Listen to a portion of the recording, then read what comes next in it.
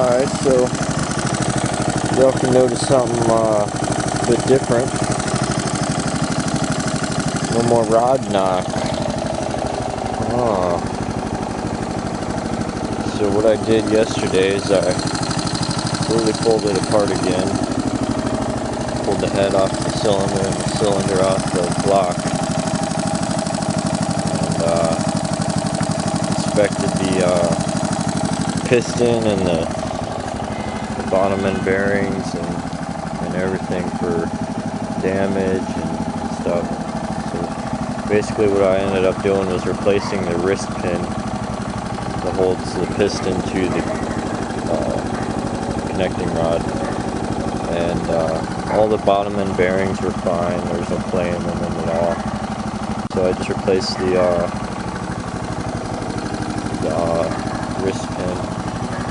And I also realized that I had the piston in upside down, which, I mean, it's not that big of a deal. It's just the same dimensions on all sides. But I put it in the right side up this time. Piston rings are all fine. Different things. Another thing, the reason why it was smoking is because the little oil jackets that go around the rods to hold the head on the head studs. The oil jackets to go around the head studs, they're not tight in there. So when I put it back together, I made sure that those were seated tightly. My theory was the oil was getting between the oil jacket and the head studs. Getting into the valve area, so that's why I was burning a little bit. Anyways, everything's all sealed up. The noise that you hear now is completely normal, obviously, because there's nothing mechanically wrong. Timing chain is probably a little bit stretched, and that's probably what y'all are hearing. And another thing is that the CDI, the magnet in the CDI box, is actually coming in contact with the spark advance, the other little box, the little black box inside of the CDI. The magnet, when it was spinning, was coming in contact with that, and was creating a sort of knocking noise too. So I adjusted the stator plate, moved it back a little further, and everything is fine now. I also fixed this aftermarket carb I got.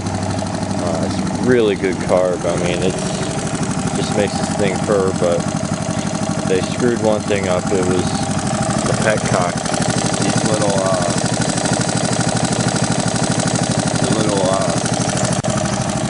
spines, or whatever you want to call them, that are supposed to hold the fuel line on. They are pretty much flat, and that's a problem. So what I did was, I mean, eventually this is going to have to be redone, but for now, I just took some Teflon tape and I sort of balled it up so it was more like a string. Teflon tape, I rolled it up in a string, and I just wrapped it around the petcock fuel line holder on or thing, and I shoved the fuel line on this little clamp.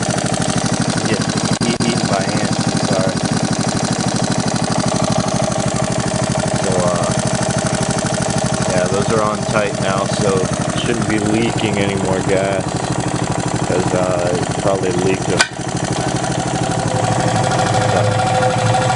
$8 million worth of gas. I watched $8 million of gas leak out of this thing. So anyways, looks like we got some more ants to exterminate. Been standing on them this whole video. YouTube, little bastards. I was standing there right there, and I didn't even realize it. 10 million of them started biting me. But anyways, we're gonna have a romping video. We got some power lines.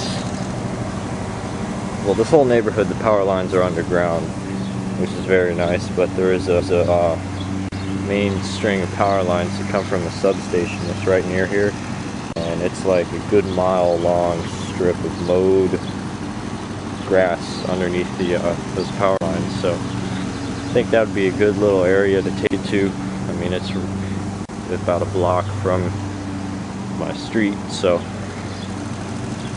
I'm gonna have a few videos with that. You can hear it's nice and quiet now.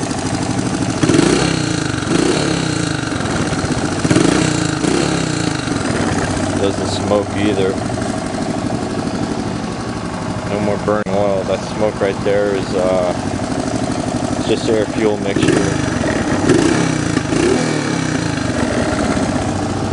I need to adjust the carb a little, fine tune it, you know. So anyways, I'm kind of rambling. We're at 7 minutes now. I'm gonna have to edit the crap out of this video, but thanks for watching. Appreciate all the comments and different things. It really means a lot. So